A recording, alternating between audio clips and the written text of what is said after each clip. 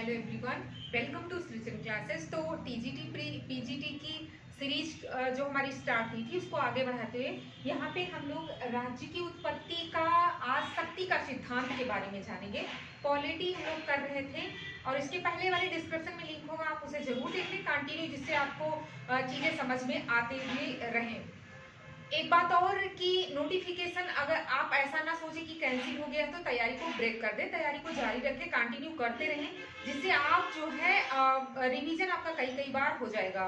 और वो तो प्रोसेस है, आयोग का काम है, वो अपना काम करता रहेगा और मुझे लगता है कि ये 15 से 20 दिन में आ जाएगा आपका नोटिफिकेशन। तो इसलिए आप जो है पढ़ाई को जारी रखें, ठीक है। तो करते हैं शक्ति का सिद्धांत, राज्य की उत्पत्ति का शक्ति का सिद्धांत के बारे में आज हम लोग यहाँ पे करेंगे। पीटी क्वेश्चन बहुत सारे आप तो देख ही रहे होंगे, आप सॉल्व कर रहे होंगे पेपर, तो देखेंगे कि ये कितना मतलब मेन रोल में होता है आपका, ठीक है।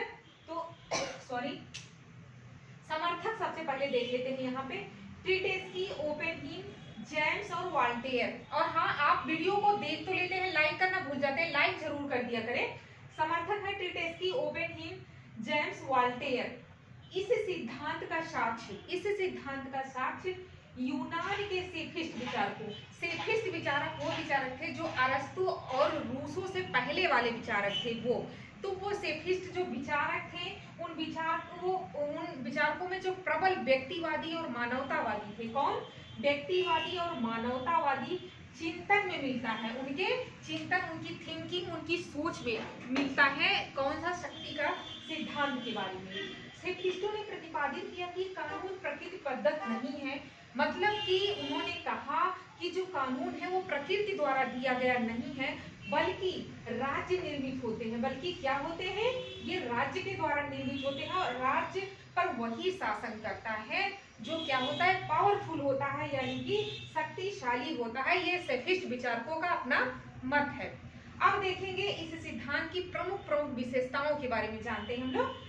ये कहता है कि राज्य की स्थापना शक्तिशाली पुरुषों द्वारा, यानी कि पावरफुल जो पुरुष थे वो निर्बलों यानी कि दुर्बल, निर्बल, बेसहारा, सर्वहारा वर्ग पर नियंत्रण हेतु हुई है। उन पर नियंत्रण स्थापित करने के लिए इसकी स्थापना हुई है राज्य की। सिद्धांत के अनुसार शक्ति ही न्याय है। ये सिद्धांत क्या कहता है कि जो पावर है वही जस्टिस है। ये सिद्धांत सीधा कहता है कि जिसके पास मतलब कि पावर वही न्याय है, पावर ही जस्टिस है। युद्ध मनुष्य की सर्वोत्तम कृति है। युद्ध क्या है? मनुष्य की सबसे उत्तम कृति है, रचना है युद्ध। राज्य ईश्वर की कृति न होकर उच्च कोटि शारीरिक बल का परिणाम है।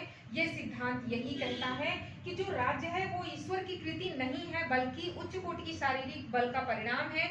जैसा कि दैवीय सिद्धांत को हम लोगों ने देखा था इससे पहले, वो कह रहा था कि राज्य जो है वो ईश्वर द्वारा दिया गया है, सारा श्रेय वो ईश्वर को देता था। लेकिन ये क्या कहता है? ये शारीरिक बल का परिणाम है। आगे कुछ स्टेटमेंट दिए गए हैं मेन जो है बहुत इंपॉर्टेंट, जो परीक्षाओं में अक्सर पूछे गए हैं, उन विचारकों के यहाँ पे स्टेटमेंट आप देखेंगे। थ्रेसीमेकर्स एक विचारक है, वो कहता है कि न्याय बलवानों शक्तिशालियों का हित है। न्याय बलवानों यानी कि शक्तिशालियों का हित है। सीधा जो है इनका स्टेटमेंट पूछा जाता है, इसमें कोई समझने और समझाने वाली चीज नहीं है, बस आप इन्हें याद रखेंगे।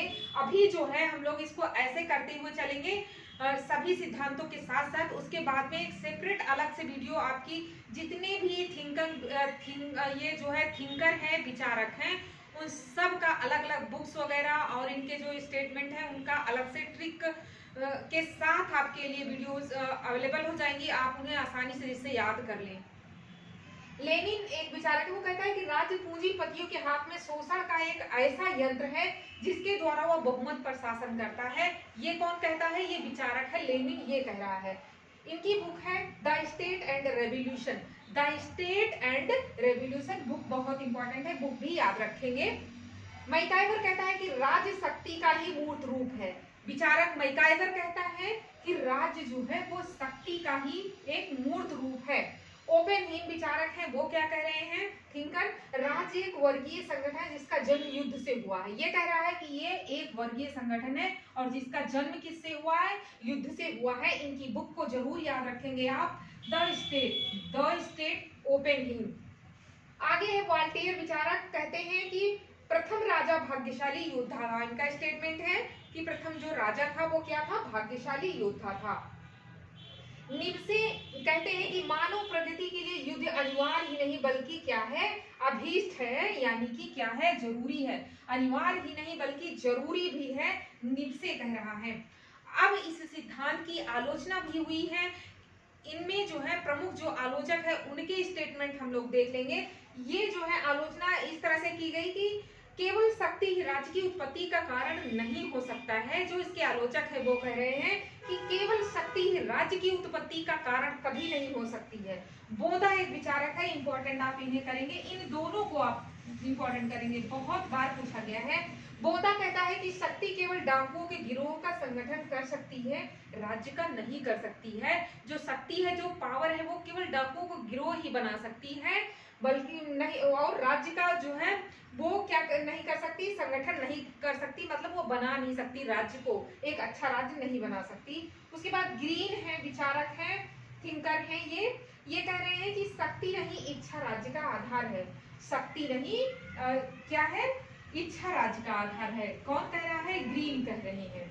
तो ये रहा, आज हम लोगों ने शक्ति का सिद्धांत देख लिया। इसी तरह से जितने भी आपके सिलेबस में राज्य की उत्पत्ति से रिलेटेड सिद्धांत है उनको एक एक करते हुए देखते चलेंगे। इससे पहले वाली आपका जरूर देखें, वो डिस्क्रिप्शन में लिंक होगा, जिससे कंटिन्यू आप जो है आपकी चीजें समझ में आती हुई चले। तो मिलते हैं अपने नेक्स्ट वीडियो में। Thank you so much.